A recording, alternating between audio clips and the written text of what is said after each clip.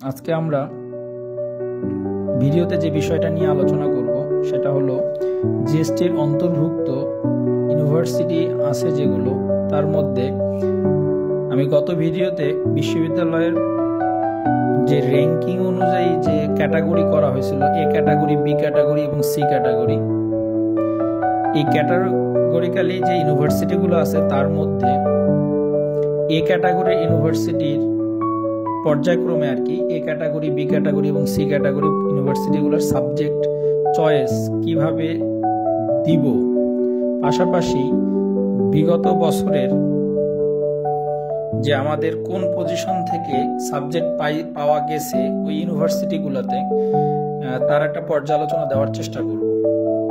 তো আজকে আমরা যে বিশ্ববিদ্যালয়টা নিয়ে আলোচনা করব সেই বিশ্ববিদ্যালয়টা হলো এ ক্যাটাগরির একটা ইউনিভার্সিটি, সেটা হলো Jessore university of science and technology. তো সেখানকার যে সাবজেক্ট আমার চয়েসটা কেমন হবে সেটা নিয়ে আমরা এখন বিস্তারিত আলোচনা করব। তো সর্বপ্রথম যশোর বিজ্ঞান ও প্রযুক্তি বিশ্ববিদ্যালয়ের সাবজেক্ট কি কি আছে এই ইউনিটের অন্তর্ভুক্ত?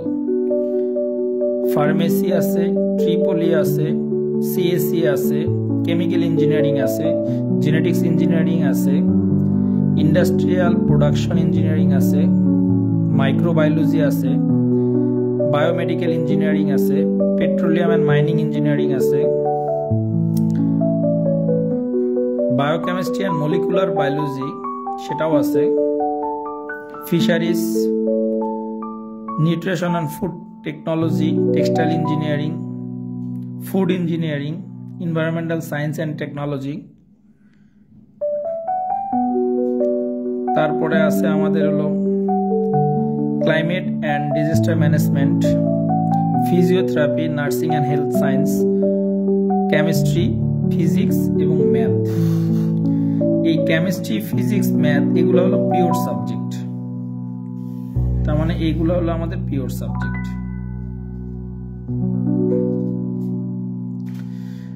তো আমরা চয়েসটা কিভাবে এই যশোর বিজ্ঞান ও প্রযুক্তি বিশ্ববিদ্যালয়ের চয়েসটা কিভাবে দিব? আমরা ফার্স্টে ফার্মেসি দিব, এটা হবে ফার্স্ট চয়েস আমাদের ফার্মেসি। তারপরে দিব হলো ট্রিপলি, সিএসসি, তারপর দেব কেমিক্যাল ইঞ্জিনিয়ারিং, তারপর দেব জেনেটিক ইঞ্জিনিয়ারিং, তারপর দেব ইন্ডাস্ট্রিয়াল প্রোডাকশন ইঞ্জিনিয়ারিং, তারপরে দিব আমরা কি মলিকুলার বায়োলজি, মাইক্রোবায়োলজি, তারপরে দিব আমরা কি বায়োমেডিক্যাল ইঞ্জিনিয়ারিং, তারপরে দিব পেট্রোলিয়াম অ্যান্ড মাইনিং ইঞ্জিনিয়ারিং, তারপরে দিব হলো বায়োকেমিস্ট্রি অ্যান্ড মলিকুলার বায়োলজি, তারপরে দিব হলো ফিশারিজ, তারপরে দিব নিউট্রিশন অ্যান্ড ফুড টেকনোলজি, তারপরে দিব আমরা টেক্সটাইল ইঞ্জিনিয়ারিং, তারপরে দিব হলো ফুড ইঞ্জিনিয়ারিং, তারপরে যেটা দিব সেটা হলো এনভায়রনমেন্টাল সায়েন্স অ্যান্ড টেকনোলজি, তারপরে যেটা দিব ক্লাইমেট অ্যান্ড ডিজাস্টার ম্যানেজমেন্ট, তারপরে দিব হলো কি ফিজিওথেরাপি, তারপরে দিব হলো nursing and health science, chemistry, physics এবং কি ম্যাথ। এখন তুমি বলতে পারো যে এই যে আমি যে চয়েসটা দিছি, সাবজেক্ট চয়েসটা কিভাবে তুমি করবা, এই যেটা দিছি এটা কিন্তু মূলত দেওয়া হয়েছে যে ওই ইউনিভার্সিটির কোন সাবজেক্টটার ডিমান্ড বেশি এর উপর ভিত্তি করে, এটা একটা ক্যাটাগরি বলা হয়েছে। সেকেন্ড ক্যাটাগরি হলো ওই ইউনিভার্সিটির কোন ডিপার্টমেন্টটার অ্যালামনাই সবচেয়ে স্ট্রং তার উপর ভিত্তি করে। 3 নম্বর হলো যে যশোর বিজ্ঞান ও প্রযুক্তি বিশ্ববিদ্যালয়ের সর্বোচ্চ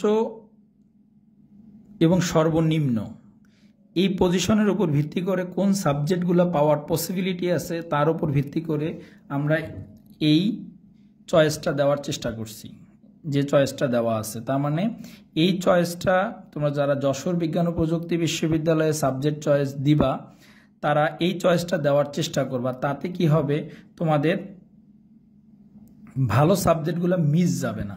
এখন অনেকেই বলতে পারে যেমন ট্রিপলি এবং সিএসসি এই দুটার মধ্যে ভালো মন্দ কি এটা মোটামুটি সবাই জানে, কারণ এটা একটা কমন সাবজেক্ট। বাট এখন যদি তোমাকে বলা হয় এনভায়রনমেন্টাল সায়েন্স অ্যান্ড টেকনোলজি এবং ক্লাইমেট ডিজাস্টার ম্যানেজমেন্ট এই দুটার মধ্যে কোনটা বেটার, তাহলে কিন্তু অনেকের কাছে সাজেশন নিলেও তোমরা কিন্তু পাবা না। কেন? কারণ এটা কিন্তু কমন সাবজেক্ট না। আবার আরেকটা যদি বলি আমি ফিজিওথেরাপি, আরেকটা হলো নার্সিং অ্যান্ড হেলথ সায়েন্স। এই দুইটা সবাই মনে যেটা করে এটা হলো যে নার্সিং পার্ট, এটা অনেক ডিমান্ডেবল হয়তো বা। ফিজিওথেরাপি এটাও মেডিকেল পার্ট, এটাও মনে হয় একটু ডিমান্ডেবল। আসলে এই দুইটা সাবজেক্টের তুলনায় এই দুইটা সাবজেক্ট হলো ইউনিভার্সিটির ক্ষেত্রে কি সবচেয়ে উপরের দিকের অবস্থিত subject, environmental science and technology এবং ক্লাইমেট ডিজাস্টার ম্যানেজমেন্ট। কেন? কারণ এই দুইটা সাবজেক্ট হলো যশোর বিজ্ঞান ও প্রযুক্তি বিশ্ববিদ্যালয়ের শেষের দিককার সাবজেক্ট। এইটা যে কেউ তোমাকে বললে বা যে কেউ তোমাকে সাজেশন দিতে পারবে না যে এইটা ভালো না এটা মন্দ। কেন? কারণ এগুলো হলো সচরাচর সাবজেক্ট নয়। সচরাচর সাবজেক্ট যেগুলো আছে সেগুলো সাজেশন সবাই তোমাকে দিতে পারবে। যেমন ট্রিপলিটা ভালো না সিএসসি ভালো, ফার্মেসি ভালো না জেনেটিক ইঞ্জিনিয়ারিং ভালো, এটা এরকম কিন্তু তোমাকে অনেকেই সাজেশন দিতে পারবে। কিন্তু কিছু আনকমন সাবজেক্ট আছে কিছু কিছু ইউনিভার্সিটিতে, সেগুলোর ক্ষেত্রে কোনটা আমি আগে দিব, কোনটা ডিমান্ড ভালো, বাংলাদেশের প্রেক্ষাপটে কোনটা জব সেক্টর ভালো, এই জিনিসগুলো কিন্তু বিবেচনা করে আমরা কিন্তু এই চয়েসগুলো দেওয়ার চেষ্টা করি। তার মানে তোমাদেরকে আলাদাভাবে চিন্তা করার কোনো দরকার নাই যে এই জিনিসগুলোর মধ্যে কোনটা আমি পরে দিব কোনটা আগে দিব, এই জিনিসটা চিন্তা করার কোনো দরকার নেই। কারণ আমরা কিন্তু সব বিবেচনা করে কিন্তু চয়েসটা রেডি করে তোমাদের এই ভিডিওগুলো দেওয়া হয়। তার মানে এই চয়েসটা যদি পুরোটাই তুমি কপি করো কোনো সমস্যা নেই। দেখা গেল তোমার সাবজেক্ট কন্ডিশন এবং যোগ্যতার উপর ভিত্তি করে তোমরা কিন্তু এই সাবজেক্টগুলো পেয়ে যাবা। এখন আসি আমরা হলো যে 2023-24 সেশনে পর্যালোচনায় আসি। 2023-24 সেশনে যশোর বিজ্ঞান প্রযুক্তি বিশ্ববিদ্যালয়ের স্টার্টিং পজিশন মানে প্রথম সাবজেক্ট ছিল ফার্মেসি। ফার্মেসির স্টার্টিং পজিশন মানে যে জিএসটিতে 438তম হয়েছে সে ফার্স্ট চয়েস যশোর বিজ্ঞান ও প্রযুক্তির ফার্মেসি দিয়েছিল। তবে মাথায় রাখতে হবে গত বছর কিন্তু আমাদের জগন্নাথ ছিল, খুলনা ইউনিভার্সিটি ছিল, তারপরে কুমিল্লা ইউনিভার্সিটি ছিল, এটা কিন্তু আমাদের মাথায় রাখতে হবে। হাজী দানেশ ছিল, তার উপর ভিত্তি করে কিন্তু আমাদের মাথায় রেখে চিন্তা করতে হবে। তারপরেও এটা দিলে একটু ধারণা পাওয়া যাবে যে আসলে যশোরে আমার কোন ধরনের মানে পজিশন পর্যন্ত টানতে পারে, একটা আইডিয়া পাওয়া যাবে আর কি। আর শেষ পজিশন টানছে যশোরে ম্যাথে, সেটা হলো 13,761। 13,761। তার মানে আমরা বলে নিতে পারি, ধরে নিতে পারি যে গত বছরে আমাদের এই ইউনিটের সিট সংখ্যা ছিল মোটামুটি 13,000 বা 14,000 প্লাস আর কি। তার মানে ধরে নিতে পারি যে মেরিট যে প্রথম মেরিটটা টাঙ্গা হয়েছিল তার লাস্ট স্টুডেন্টটা যশোর বিজ্ঞান ও প্রযুক্তি বিশ্ববিদ্যালয়ের লাস্ট সাবজেক্টটা হলো কিন্তু সে পাইছে। তার মানে কি যে জিএসটিতে জাস্ট ক্যাটাগরি এর মধ্যে অবস্থিত ইউনিভার্সিটি হওয়া সত্ত্বেও তার ওয়েটিং লিস্টটা কিন্তু অনেক দীর্ঘায়িত হয়। এটা কিন্তু আর বলার অপেক্ষা রাখে না। তার মানে এটা দীর্ঘায়িত হবেই। বিগত 5 বছর যেহেতু হয়েছে এবছর ইনশাল্লাহ হবে। তার মানে তোমরা যারা একটু দূরে আসো তারা কিন্তু আশাহত হইও না, তোমরা ধৈর্য ধরে থাকো, পাশাপাশি তোমরা চয়েস ফর্মটা ফিল আপ করো। বিশেষ করে আমি গত ভিডিওতে যে জিনিসটা চেষ্টা করছি যে বিশ্ববিদ্যালয়গুলোর ক্যাটাগরি করে দেওয়ার জন্য, যে কোনটা এ ক্যাটাগরি ইউনিভার্সিটি, কোনটা বি ক্যাটাগরি ইউনিভার্সিটি, কোনটা সি ক্যাটাগরি ইউনিভার্সিটি।